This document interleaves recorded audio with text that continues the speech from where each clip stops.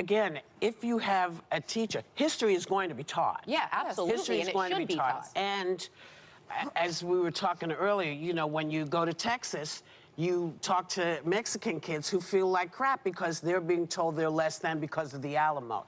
The whole idea of teaching history is so we don't repeat it. So I think that if you're a good teacher, you don't teach to make a white kid feel bad. Right. You're supposed to say, listen, you didn't do any of this, but you should know what happened. And make sure, along with black kids and Native American kids and all the colors that be in school. Now, supporters of critical race theory state that it's simply about teaching history. This is their argument. I want you all to understand that in 1926, Carter G. Woodson started Black History Week. And then in 1970, Black History Month started. So with what we know about Black history being taught in America, how has it improved race relations if critical race theory is now being forced upon children in schools? Problem with letting people know what happened. Yes. But let's remember, history is complex. Right? It is. Human beings aren't angels now, and they weren't angels in the past. No. And so how we teach about our history is also important. But you have to, there's no way to hide the fact that white people owned black people. There's no way to hide that. And I think that's been the issue, that there's been this sort of rollback of history. People want to hide history. Oh, I don't. And, Come now. yes, that is true. About 45 seconds, guys. And what we are seeing is this rollback of history. Parents don't want children to hear about the real history. And when we teach children about the real history, I think that is when we will really have true... Maybe I didn't make that clear. The supporters of critical race theory state that it's about teaching history. How has the history that's been taught thus far bettered race relations in America? I mean, if we're still complaining about racism, and in fact, many supporters say that America is still as racist as it was during slavery, then how is teaching more history going to work if it hasn't worked in almost a century? 99.9% of people in America know about slavery. Everything hinges upon slavery and the civil rights movement. Everyone in America knows about those things. So my question is, what are you going to teach someone that's going to make them not racist? If we all can agree that racism or a person that's racist is a character issue, then how are you going to make someone not racist by revealing to them that there was racism in America? People are being taught the true history, but I just have to say one more thing.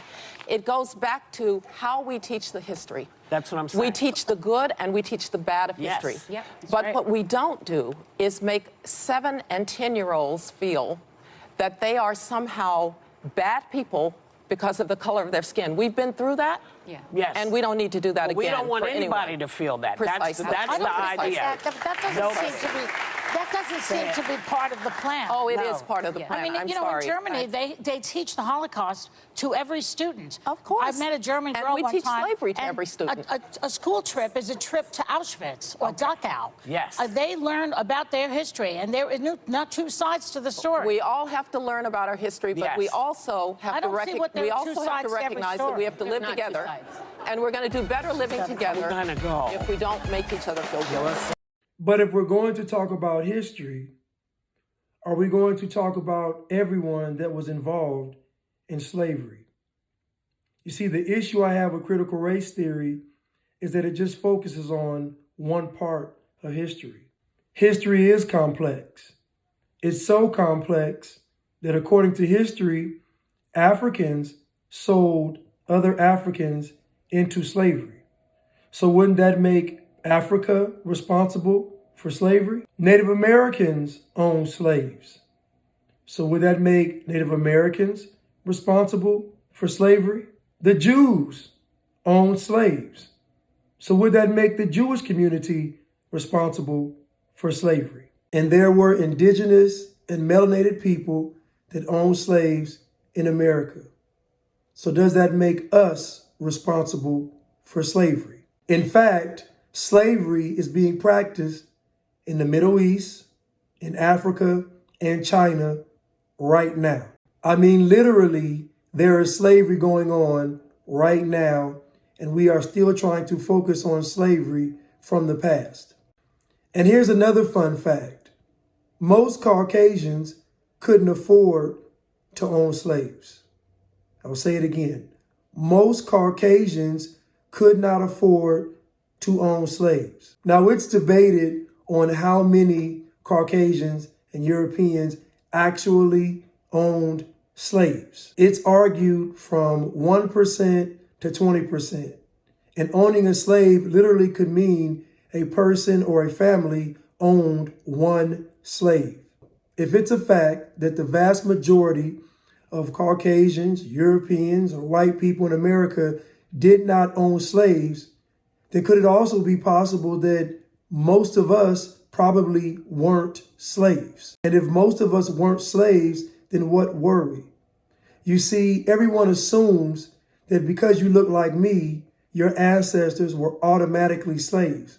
But that's not necessarily true, because every person that looked like me wasn't a slave. So if critical race theory is not going to address the Jews owning slaves, the Native Americans owning slaves, Africans owning slaves, and us owning slaves, then how genuine could it actually be? And if it's not committed to telling the whole truth, then what is the true intent of critical race theory?